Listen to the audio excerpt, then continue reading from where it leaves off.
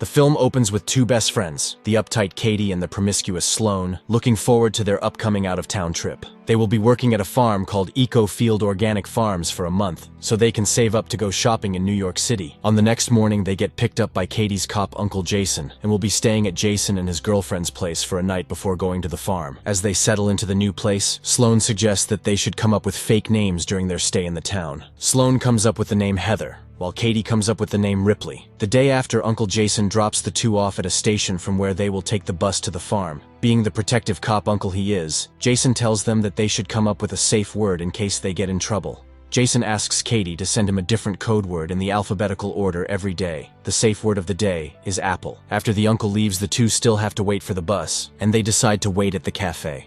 They immediately catch the interest of two townsmen and end up sharing a table with them. The two women then introduce themselves with fake names they made up the other night, while the two men introduce themselves as brothers named Jed and Lucas. The brothers offer to give them a ride to their workplace, and although Katie is initially reluctant, she gives in to Sloane, and silently the two end up climbing into the young men's blue truck. However, things don't go as planned. Jed deliberately passes by the farm where Katie and Sloane work, which confuses the two women. At last they arrive at their destination and ask, "Where are we?" The two women are welcomed in by Jed and Lucas's sketchy mother. Once they get inside, Katie receives a text from her uncle, and with their agreed safe words, she lets him know that she's fine. Meanwhile, the two are invited to have some pie and drink some tea by Jed and Lucas's mother, of which they probably shouldn't partake, but they do it anyway. Their sight becomes blurred as it turns out there's a drug in the drinks. The two immediately run for their lives after realizing something's off. Unfortunately, Jed and Lucas manage to knock them unconscious and carry them back inside. On the next day, Katie and Sloane are panicking and chained up in the middle of the woods. Jed walks up to them and tells them that they will now be living here,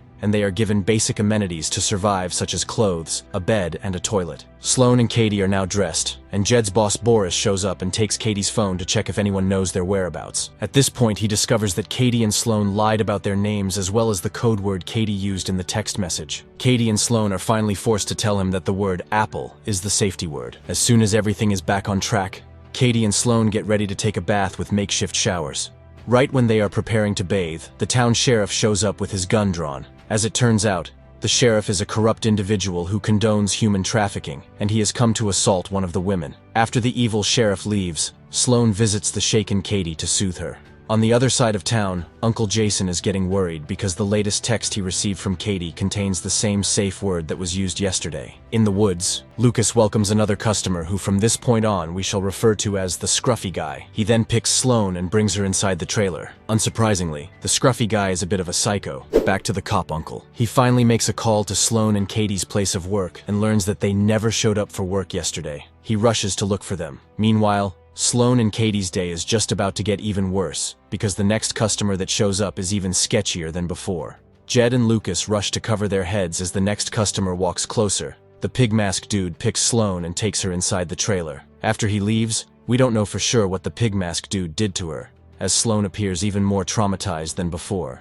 In the next scene, Uncle Jason reaches the sheriff's office and comes face to face with the town's perverted sheriff. Here we learn that the uncle is not just a cop, he is actually an FBI agent. He voices his concerns and is convinced that his niece has been kidnapped. The FBI uncle decides to tell the sheriff about how he knows they're in trouble, because Katie did not use a new code word in the latest text message she sent. Back in the woods, obviously, the sheriff has informed the kidnappers about the fact that Katie's uncle is an FBI agent, and that Katie lied to them about the safe word. Not wanting the FBI to poke around their human trafficking business, the boss orders Jeff to kill them both and dump their bodies. Unbeknownst to them, Katie is eavesdropping on the conversation. While this is happening, the FBI uncle decides to visit the cafe where he last dropped off Katie and Sloane. He then asks the barista what he knows. Conveniently, the barista remembers in clear detail the truck Katie and Sloane left with. On the next day, Katie tells Sloane that the kidnappers are planning to kill them shortly before the kidnappers arrive, along with Scruffy Guy. They then leave Scruffy Guy behind to watch them. Katie takes this opportunity to seduce him, and once she gets close enough, she rips his throat with her bare teeth.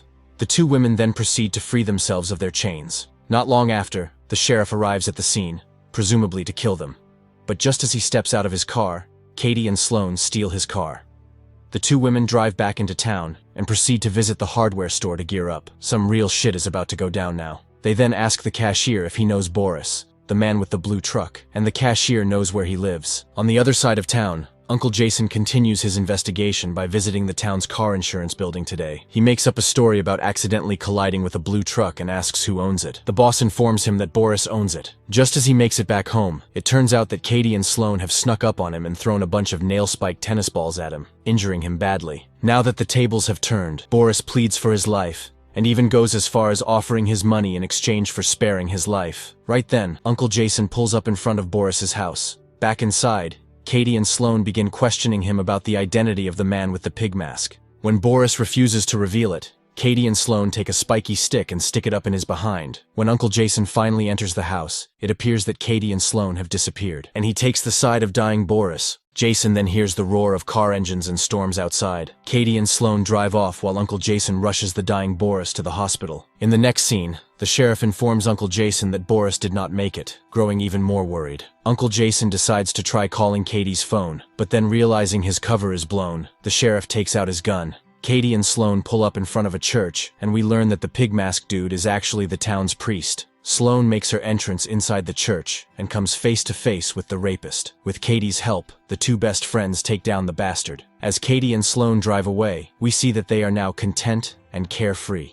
As their final blow, they chain the priest behind the truck. They pour gasoline all over him and set him on fire before driving off. While the two women seem to be thriving, Uncle Jason is now held captive by the sheriff. Even worse, it appears that the sheriff has captured two new young women. Luckily, Katie and Sloane come to the rescue. They tie up the sheriff and proceed to torture him with a game of Russian roulette. We can see now that the two women are a little unhinged, but I guess in a way, we can't blame them. The sheriff begins proclaiming how sorry he is, right when Katie finally finishes him off with a blow to the head. Afterwards, Katie and Sloane free the women and tell them to free Uncle Jason. Jason tries asking the women who killed the sheriff, but they won't answer out of gratitude because Katie and Sloane saved their lives. Next, Katie and Sloane pay a visit to Jed and Lucas's mother's house and decide to drug her the same way she drugged them a few days ago. They tie her up and take her to the basement where Jed is tied up and gagged. They proceed to bash his head in with baseball bats while the mother is forced to watch. Up next, they take her to Lucas, who is also tied up to a chair. However, instead of beating him to death, they untie him, hand him a bat, and threaten him to beat his own mother. When Lucas voices his unwillingness, they shoot him dead. Afterwards,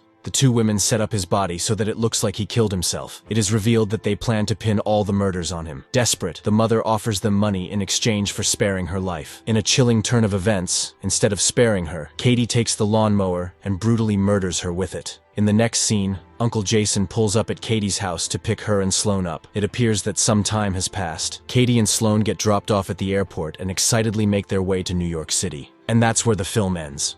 Make sure to subscribe and turn on notifications so you don't miss a new video. Thanks for watching.